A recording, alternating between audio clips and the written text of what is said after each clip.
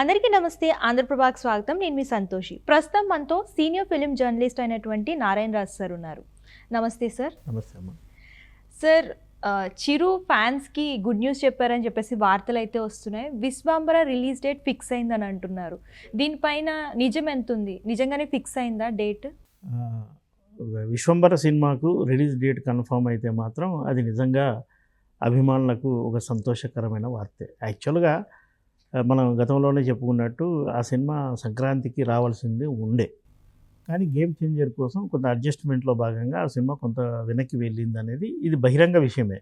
చిరంజీవి సహా అందరూ ఒప్పుకున్నారు. అయితే జనవరి కాకుంటే మళ్ళీ ఎప్పుడు అనేది కొంత సందిగ్ధత నెలకొంది. సహజంగా కొత్త సినిమాలకు సంబంధించి ఏదైనా అప్డేట్స్ ఎప్పుడు ఇస్తుంటారంటే పండగ సందర్భాల్లో లేకపోతే న్యూ ఇయర్ ప్రారంభమైన మొదటి రోజు ఇస్తుంటారు. కానీ విశ్వంబరకు సంబంధించి జనవరి 1న కానీ సంక్రాంతికి కానీ ఎలాంటి అప్డేట్ రాలేదు.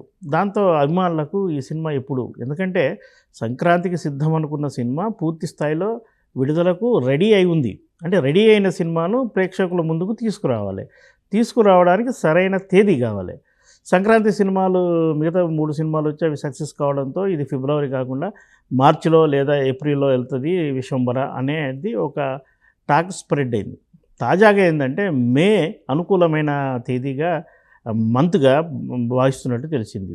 అంటే ఇతర సినిమాలు ఏవి మేలో లేకపోవడం, దాంతో ఫస్ట్ వీక్లో ఈ సినిమాను రిలీజ్ చేస్తే సమ్మర్ కూడా చిరంజీవికి కలిసి వస్తుంది. అభిమానులకు కూడా ఒక పెద్ద సినిమా ద్వారా ఎంటర్టైన్మెంట్ అందించినట్టుగా ఉంటుందన్న భావన వ్యక్తమవుతుంది. అయితే కంపెనీ సినిమా ప్రొడక్షన్ హౌస్ అయితే ఇంతవరకు అఫీషియల్గా అనౌన్స్ చేయలేదు. అనుకూలమైన తేదీ మే 9గా వాళ్ళు భావిస్తున్నట్టు మాత్రం సమాచారం ఉంది. ఇది నిజమైతే మాత్రం ఒక ఫ్యాన్స్కి గుడ్ న్యూస్గానే మనం చెప్పుకోవాలి. సంక్రాంతికి వస్తున్నాం సినిమా 300 కోట్లు దగ్గరికి చేరువలో ఉంది. ఇది 300 కోట్లని ఈజీగా క్రాస్ చేసేసి ఇంకా ఎక్కువ వసూలు రాబట్టే అవకాశం ఉందంటారా? సంక్రాంతికి వస్తున్నాం సినిమా అసలు ఇప్పటి వరకు సాధించిన అంకెలే చాలా పెద్దవి. ఆ సినిమా రిలీజ్కు ముందు నుంచి కూడా ఆ సినిమాకు వైబ్రేషన్స్ సక్సెస్ అవుతుంది. ఒక ఎంటర్టైన్మెంట్ సినిమా, వెంకటేష్ రెగ్యులర్ ప్యాటర్న్లో చేసిన సినిమా, అంటే మాస్ ఎలిమెంట్స్తో చేసిన సినిమా కాదు కదా. దాంతోనే 2 హీరోయిన్లు, హీరో, అప్పటికే పాటలు బాగా హిట్ కావడం, ఆ సినిమాలో కామెడీ ఉంటుందని వాళ్ళు ప్రమోట్ చేయడంతో ఈ సినిమా సంక్రాంతి బరిలో నిలిచి హిట్ అయ్యే సినిమా అని అనుకున్నాం. కానీ అనూహ్యంగా ఆ సినిమా ఆశించిన దానికంటే భారీ విజయాన్ని నమోదు చేసింది. దీనికి మరో రీజన్ కూడా ఉంది. జనవరి 10న రామ్ చరణ్ యాక్ట్ చేసిన గేమ్ చేంజర్ సినిమా వచ్చింది. అది కొంత డిసప్పాయింట్ చేయడం ఈ సంక్రాంతికి వస్తున్నాక కొద్దిగా అడ్వాంటేజ్ అయింది.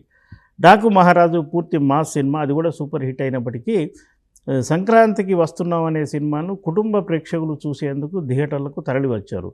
ఆ క్రమంలో అది సులువుగా, అంటే కేవలం జనవరి 14న రిలీజ్ అయితే 10 రోజుల్లోనే అనూహ్యమైన ఫిగర్లు సాధించింది. నువ్వు 100 కోట్లు ఎక్కువ అనుకుంటే 100, 150, 175, 200 కూడా దాటేసి వాళ్ళు అఫీషియల్గా మొన్న ప్రెస్ మీట్ పెట్టినప్పుడు చెప్పిన విషయం 230 కోట్ల గ్రాస్ అని అన్నారు. అది వాళ్ళు అనౌన్స్ చేసినాక కూడా మరికొద్ది రోజులు గడిచింది కాబట్టి ఫైనల్గా 300 కోట్ల గ్రాసుకు చేరుకోవడం కొంత ఇబ్బందే, అసాధ్యమే అని కూడా అంటున్నారు. దాదాపుగా 260 కోట్లు లేదా 270 కోట్ల వరకు ఈ సినిమా గ్రాస్ చేసే అవకాశం ఉంది. అది వాస్తవ రూపం దాలిస్తే దిల్ రాజుకు ఈ సినిమా ద్వారా ఆయన కనీసం 150 crores బెనిఫిషియర్ అవుతాడు. నిజానికి ఈ సినిమా కాస్ట్ ఆఫ్ ప్రొడక్షను ఒక 45-50 కోట్ల మధ్యనే తీశారని అన్నారు. బిజినెస్ కూడా అదే స్థాయిలో చేశారు. కానీ ఇక్కడికి వచ్చింది ఎంత అంటే 5 ఇంతలు ఎక్కువ వచ్చింది. ఇది పెద్ద విజయం. ఈ ఇయర్ ఆరంభంలో చాలా పెద్ద విజయం. పైగా ఇది సింగిల్ లాంగ్వేజ్, అంటే కేవలం తెలుగులో మాత్రమే ఇంత రెవెన్యూ రావడం చాలా అరుదు. ఆ అరుదును వెంకటేష్ సినిమా ఇది సాధించింది. కాబట్టి ఇప్పటికి సాధించిందే పెద్ద విజయం. ఒక అద్భుతం జరిగి మీరు అన్నట్టు 300 కోట్లు ఆ వరకు చేరుకుంటే ఇంకా మహా అద్భుతంగానే మనం పేర్కోవాలి. సార్, తాజాగా జూనియర్ ఎన్టీఆర్కి బడా డైరెక్టర్తో మూవీ ఓకే అయిందని చెప్పేసి అని అంటున్నారు. తమిళ్ సూపర్ డైరెక్టర్ అయినటువంటి నెల్సన్తో ఈ మూవీ ఓకే అయింది అంటున్నారు. సో దీనిపైన నిజం ఎంత ఉంది? ఇప్పుడు ఎన్టీఆర్ వరుసగా సక్సెస్లో ఉన్న హీరోల్లో ఎన్టీఆర్ ఒకడు. 3R సినిమా తర్వాత దేవర సినిమా కూడా ఆయనకు మంచి సక్సెస్ని ఇచ్చింది. అంటే 3R కూడా పాన్ ఇండియా సినిమా, అంతర్జాతీయంగా కూడా మంచి సక్సెస్ అయింది. దేవర సినిమాకు కూడా అంటే వెంటనే కూడా సూపర్ హిట్ పడింది. పైగా దేవర సినిమాలో ఆయన పర్ఫార్మెన్స్కి కూడా మంచి మార్కులు పడ్డాయి. ఈ కంటిన్యూషన్లో ప్రస్తుతం ఆయన ప్రశాంత్ నీల్ డైరెక్షన్లో ఒక సినిమా చేయబోతున్నారు. బహుశా అది 1-2 నెలల్లో ఆ సినిమా షూటింగ్ మొదలవుతుంది. ఆల్రెడీ వార్ 2 అనే సినిమా కూడా చేస్తున్నాడు. బహుశా అన్నీ సరిగ్గా జరిగితే వార్ 2 ఇదే ఏడాది రిలీజ్ అవుతుంది. అంటే ఎన్టీఆర్ నటించిన ఒక సినిమా లాస్ట్ ఇయర్ దేవర వస్తే ఈ ఇయర్ వార్ 2 వస్తుంది. ఆ తర్వాత ప్రశాంత్ నీల్ డైరెక్షన్లో సినిమా మొదలయ్యి అది పూర్తయి రిలీజ్ కావాలంటే ఖచ్చితంగా అది 2026 అవుతుంది. దీని తర్వాత ఏ సినిమా చేస్తాడనేది కొంత చర్చ జరుగుతుంది. పెద్ద హీరోలు కూడా ముందే ఒక డైరెక్టర్ను కన్ఫర్మ్ చేసుకొని కథను సూత్రప్రాయంగా ఓకే చేసుకొని దాని తర్వాత డెవలప్ చేసుకుంటున్నారు. అంటే దర్శకులకు కూడా పూర్తి సమయం ఇస్తున్నారు.